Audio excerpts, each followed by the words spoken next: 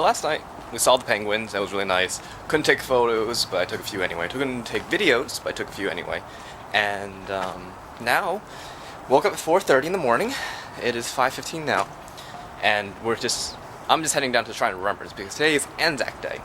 ANZAC Day is the Australia-New Zealand Army Coalition, I think, and that's when New Zealand and Australia joined World War I. And the thing is really important is that there was a place called ANZAC Cove, which was Turkey. The British used Australians and New Zealanders as cannon fodder, so they always put them in the front lines.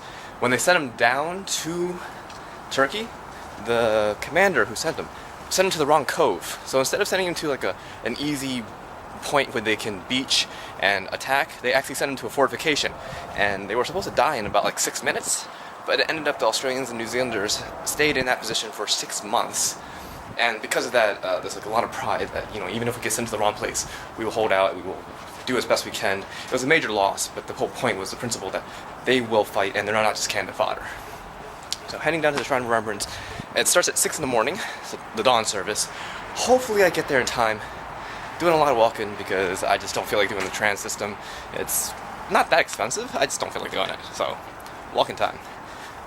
Additionally, there's very few insects here. I think I've counted about 5 bugs in my whole stay in Australia. I've counted 1 mouse and 5 bugs in Melbourne. I think it just gets too hot in the summer, so they all go indoors, and indoors they just get eradicated.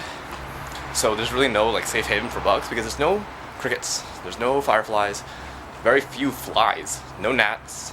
So if you don't like bugs, come to Melbourne. Man, this jacket's really paying off. I just had an Australian couple who was parking asked me if parking was free on holidays. And I was like, yeah, no. And they heard from my accent, alright, he's American. Forget about it. But yeah, this jacket, yeah, paying its dividends. There's tons of people. And just keep in mind, it's Thursday morning. So, yeah, 6 a.m. Thursday, and you got all these people coming out just for this Shrine of Remembrance. I guess memorial celebration. Yeah. It's very impressive. It really is. I kind of feel like I'm going to like Disney World and we're just like lining up early, but it's a little more important than Disney World.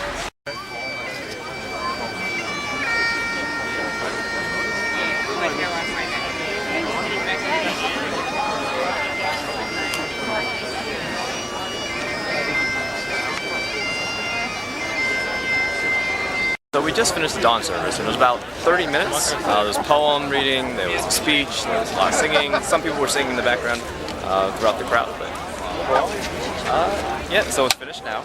And there seems to be a crowd splitting between going back into the city and then going up into the shrine. Oh, a really cool thing is the tunnel, which is created from the trees, ends up creating when gunshots rang out while they were singing. So they would just echo all the way through down, all the way into the city. So it was a really cool effect, that you could just hear it.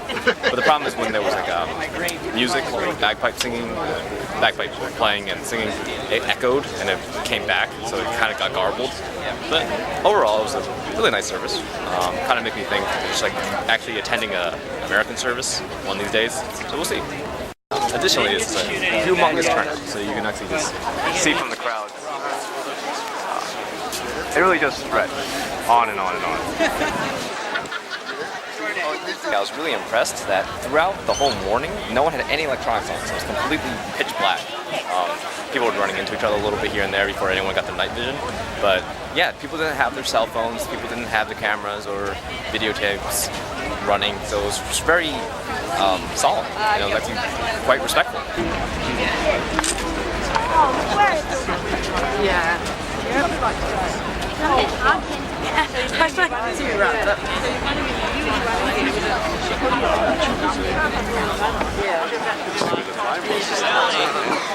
Alright, now it's time to find some breakfast and some beer and some gambling to celebrate, of course.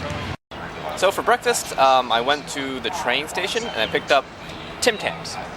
Tim Tams, this is a very Australian food snack. It's a chocolate biscuit, a chocolate cookie that you have to eat, and this is my first time. Right when you open the package, it is chocolatey as anything. Like you just smell chocolate. I think it's chocolate filling, but we'll see. That was good. Yeah, so it's very mild chocolate, but it's chocolatey all throughout. The inside is like a soft. It's not gooey, but it's a soft chocolate. Oh, that is nice.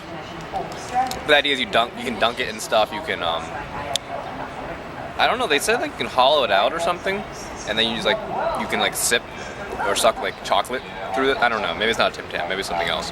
But this is legit. It's good. So now we got one of the cool parades going on.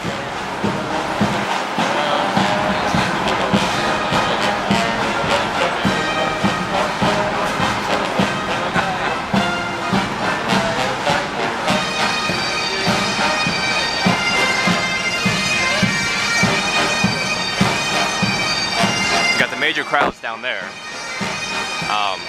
But I decided to go in the staging area, so it's a little nicer, a lot less crowded.